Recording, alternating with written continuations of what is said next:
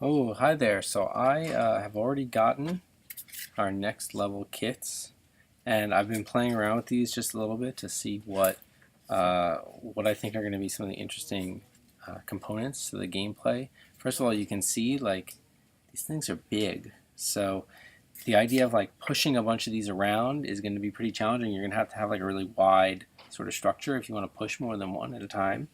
Um, the other thing I found is that they don't they're kind of hard to stack. Like they don't want to sit exactly like that. Like if I go just that much, then they fall over. But on the other hand, it's really easy to put them in that position, right? And I can be a little bit off too, and they'll stay. And then look at this. Like that's pretty stable just going that way. So it's going to be, I think you're going to have a lot of really interesting robots that like pick these up and rotate them. Like that's another like configuration that seems to work as well.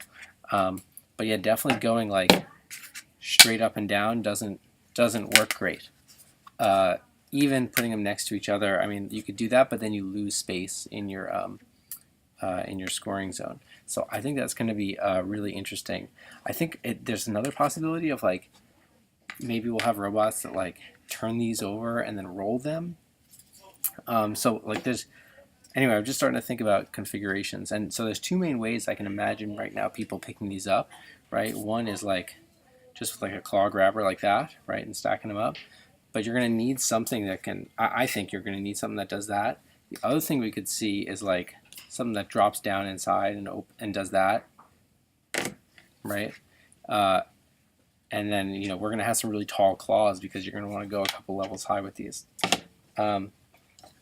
Anyway, I think it's going to be a really interesting game because of the restriction, especially that restriction that you can only pick up one at a time. So we're going to see a lot of like pushing along the floor.